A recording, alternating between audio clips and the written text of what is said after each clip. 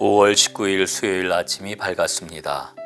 은총의 숲 새벽 묵상을 시작하겠습니다. 오늘의 성경은 욥기 46장과 47장 말씀입니다. 엘리후의 마지막 연설. 엘리후의 마지막 연설은 37장까지 이어집니다. 엘리후가 가장 역점을 두고 말하는 것은 고난 중에서도 욥을 위하시는 하나님을 보여주려는 것입니다. 하나님은 고난받는 자를 신원하시고 의인에게서 눈을 떼지 않으신다고 합니다. 그래서 그들이 행한 소행과 허물을 보게 하시고 마침내 고난을 통하여 구원을 이루시고 귀를 열으시기를 원하시는 것이지요. 36장 15절을 보십시오. 그러나 고통을 통해 지혜를 배우는 사람은 하나님이 그 고통에서 건져 주십니다. 이것이 보통 우리의 체험입니다. 일이 잘 될 때에는 목을 곧게 하고 하나님의 말씀에 청종하지도 않습니다. 그분의 뜻도 흘려보냅니다. 그래서 하나님께서는 우리에게 고난을 통하여 그분께로 돌이키도록 환경을 준비하시는 것입니다. 모든 고난과 환난은 우리에 대한 하나님의 사랑의 증거입니다. 히브리서는 이렇게 말씀하시지요. 그들은 잠시 자기의 뜻대로 우리를 징계하였거니와 오직 하나님은 우리의 유익을 위하여 그의 거룩하심에 참여하게 하시느니라. 무릇 징계가 당시에는 즐거워 보이지 않고 슬퍼 보이나 후에 그로 말미암아 연단받은 자들은 의와 평강의 열매를 맺느니라.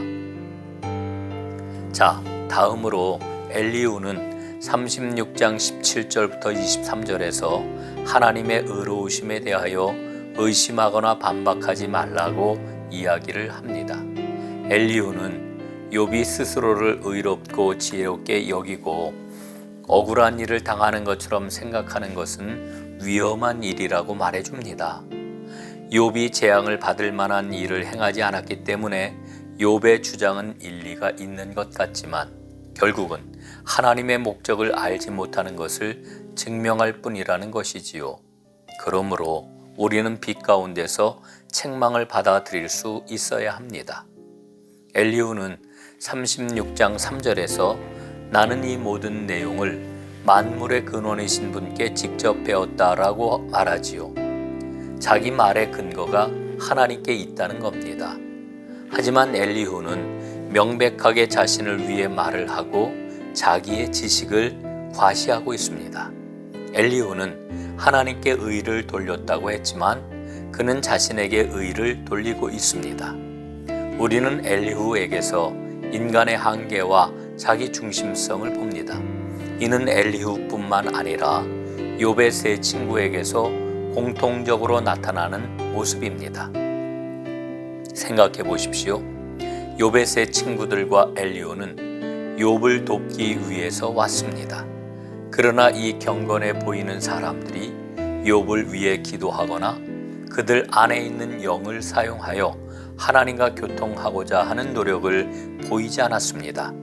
그들은 하나님을 언급했지만 기도하는 중에 하나님의 영과 교통하지 않고 그들의 생각을 중심에 놓고 육신적인 충고를 하는데 그쳤던 겁니다. 그리스도인에게 가장 먼저 요구되는 것은 기도하는 겁니다. 우리 안에 있는 영을 사용하여 주님과 교통하는 게 중요합니다. 진심으로 하나님을 사랑하게 하시고 하나님과 교통하게 하옵소서. 그리하여 고난을 통해 말씀하시는 하나님의 빛을 보게 하옵소서. 아멘.